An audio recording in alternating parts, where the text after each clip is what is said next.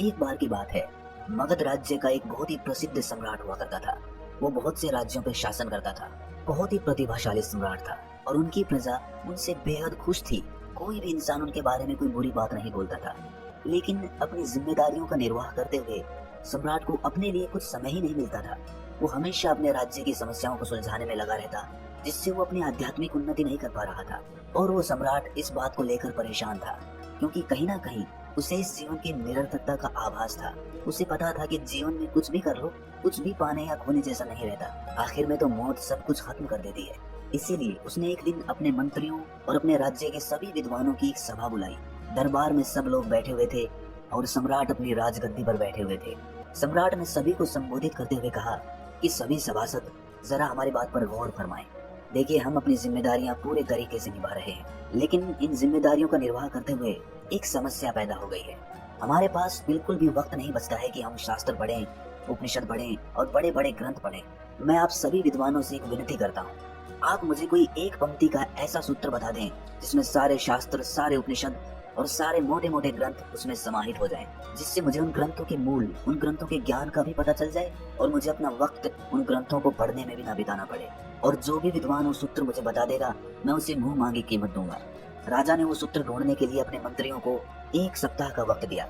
सभी मंत्री, सभी विद्वान मोटे मोटे ग्रंथ लेकर बैठ गए और उनमें से ऐसा सूत्र ढूंढने की कोशिश करने लगे जिसमें सभी ग्रंथ समाहित हो जाएं। बहुत प्रयास करने के बाद भी किसी विद्वान को ऐसा सूत्र नहीं मिला जो जीवन के सारे सार को एक पंक्ति में समेट ले। आखिरकार 1 सप्ताह के बाद निराश होकर वो सभी सम्राट को कहते हैं कि महाराज, हमने बहुत कोशिश की, सारे ग्रंथ छान मारे, सारे शास्त्र पढ़ डाले, लेकिन हमें ऐसा कोई सूत्र नहीं मिला जो एक पंक्ति में सारा सार समेट ले। आप खुद ही सोचिए कि एक पंक्ति में इतने मोटे मोटे ग्रंथ कैसे समा सकते हैं। इस पर सम्राट ने कहा कि कोई ना कोई रास्ता तो निकालना ही पड़ेगा। अगर तुमसे नहीं हो पा रहा तो किसी ऐसे आदमी के बारे में बताओ जो मेरी समस्या को हल कर सके। तभी एक मंत्री बोला कि महाराज, हमारे पड़ोसी राज्य में एक बहुत पहुंचे हुए संत रहते हैं। मैं यकीन से तो नहीं कह सकता, लेकिन शायद आपकी समस्या को वो सुलझा सकते हैं। आप एक बार उनसे भेंट जरूर करें। ये सुनकर सम्राट अगले दिन ही अपने कुछ सैनिकों और अपने घोड़ों को लेकर उस संत के पास पहुंच जाते हैं।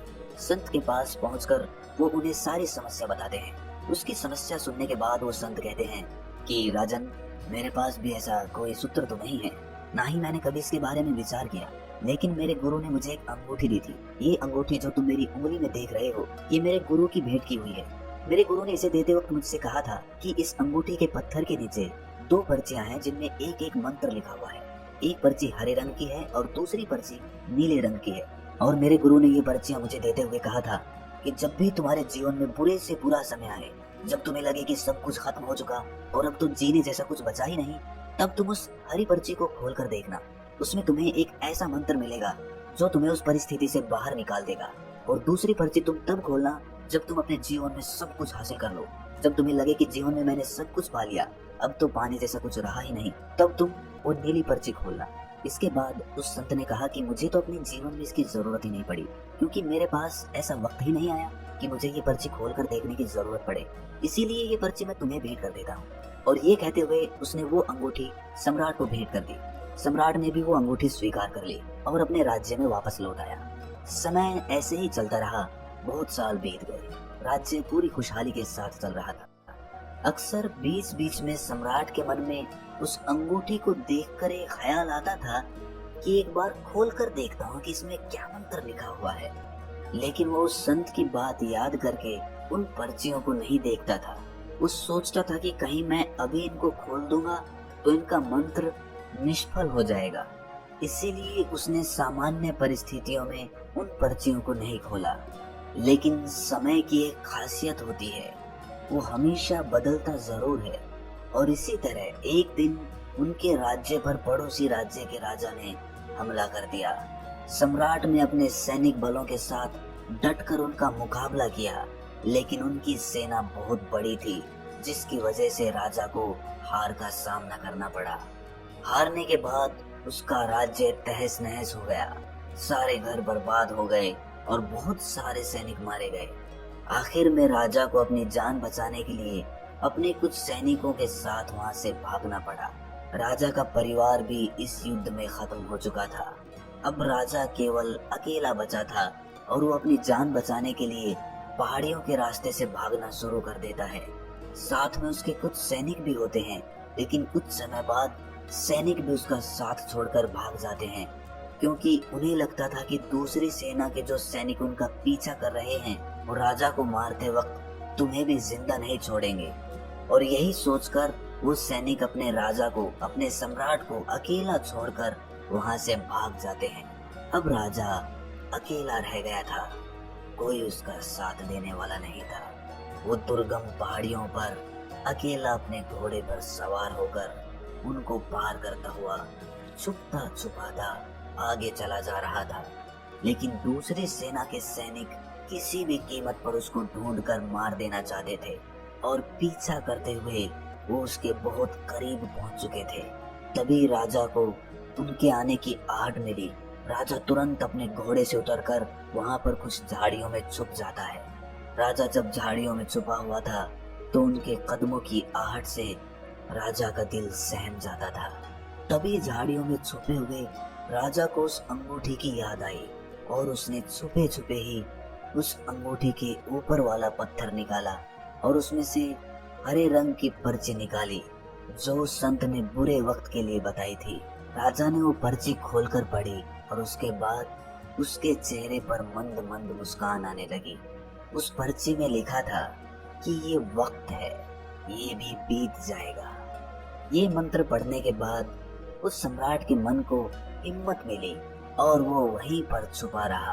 पूरी रात ढूंढने के बाद जब सैनिकों को सम्राट कहीं भी नहीं मिले तो वो वहां से खाली हाथ लौट गए। इसके बाद अगले दिन सुबह सम्राट उन झाड़ियों में से निकल कर आता है। ये मंत्र उसे बहुत ही सार्थक लगा कि वक्त है, ये भी बीत जाएगा। और इससे उसे बहुत हिम्मत मिली और उसने अपनी बची कुची टुकड़ी लेकर फिर से अपनी सेना तैयार की और कुछ समय बाद अपने पड़ोसी राज्यों से मदद लेकर उसने अपनी दुश्मन सेना पर हमला कर दिया।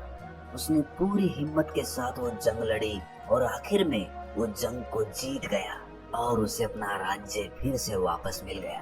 अब फिर से राजा के वही दिन वापस आ गए थे, बल्कि वो उससे भी ज्यादा प्रसिद्ध हो गया था, क्योंकि उसने एक छोटी सी टुकड़ी के साथ एक बहुत बड़ी सेना को हरा दिया था, जिससे पूरे देश में उसकी प्रसिद्धि, उसकी प्रतिष्ठा पहले के मुकाबले कई गुना ज्यादा बढ़ गई थी। और अब उस सम्राट को लगने लगा कि मैंने अपने जीवन में सब कुछ फतेह कर लिया, अब जीवन में कुछ भी पाने जैसा नहीं रहा, सब कुछ मैंने भोग कर देख लिया। तभी उसे उस अंगूठी की फिर से याद आई और उसे याद आया कि संत ने कहा था कि इसमें जो नीली पर्ची है उसे उस वक्त खोलना जब तुम्हारे पास सब कुछ हो, जब तुम्हें किसी चीज की कोई इच्छा ना रह जाए और जब तुम्हें लगे कि तुमने सब कुछ हासिल कर लिया हो। ये सोचकर उसने उस अंगूठी का पत्थर हटाया और वो नीले रंग की पर्ची निकाली। उसने वो पर्ची खोलकर देखी और देखने के बाद उसके चेहरे पर उदासी छा गई। ऐसा उस पर्ची में क्या लिखा था? उस पर्ची में लिखा था कि ये भी वक्त है और ये भी बीत जाएगा। कुछ देर उदास रहने के बाद वो सम्राट बहुत जोर जोर से हंसने लगता है, क्योंकि उन पर्चियों में उसे पूरे जीवन का सार मिल गया था। सारे ग्रंथों का ज्ञान उस पर्ची में समाहित था। मंत्र एक ही था कि ये भी वक्त है, बीत जाएगा। लेकिन यही सारी किताबों का, यही सारे शास्त्रों का और यही सारा ज्ञान है जो इस एक पंक्ति में समाहित है। ये भी वक्त है, बीत जाएगा। अक्सर हम जब नाकामयाब होते हैं, जब हमारा कोई काम सफल नहीं होता, तो हमारा मन घोर निराशा से भर जाता है, हमें कोई रास्ता नजर नहीं आता। लेकिन अगर ऐसे वक्त में भी आदमी ये मंत्र याद रखे कि ये भी वक्त है, बीत जाएगा, तो वो इंसान कभी भी हिम्मत नहीं हार सकता और ना ही उदासी उसे कभी घेर सकती है। ऐसे इंसान फिर से नई शुरुआत करते हैं और जीवन में आगे बढ़ते हुए सफलता हासिल कर लेते हैं। लेकिन सफलता हासिल करने के बाद भी उन्हें अक्सर अहंकार आ जाता है। मन अहंकार को पकड़ ही लेता है। लेकिन अगर ऐसे वक्त में भी इंसान इस मंत्र को याद रखे कि ये भी वक्त है और ये भी बीत जाएगा, तो उस इंसान को सफलता में भी अहंकार नहीं मिलेगा। और इस एक मंत्र के द्वारा इंसान अपने आप को सुख और दुख, कामयाबी और नाकामयाबी, इन दोनों चीजों के पार उतार सकता है और जीवन की निरर्थकता को समझ सकता है। आखिर में तो दोस्तों जीवन निरर्थक ही है, क्योंकि मौत सब कुछ खत्म कर देती है। आखिर में कुछ भी नहीं बचता। आपका शरीर भी यही छूट जाता है, इसके द्वारा कमाई हुई चीजें भी यही छूट जाती हैं। और जब आपको अपने जीवन की निरर्थकता का आभास होने लगता है, तो आप जीवन की सार्थकता को जानना चाहते हैं। तब आप वो जानना चाहते हैं जो शाश्वत है और जो मृत्यु के बाद भी तुम्हारे साथ रहता है। वहीं से सत्य की खोज शुरू होती है और वहीं से ज्ञान का मार्ग खुलना शुरू होता है। तो दोस्तों, कैसी लगी आपको ये कहानी कमेंट सेक्शन में जरूर बताना, और अच्छी लगी तो इस चैनल को सब्सक्राइब करना मत भूलना।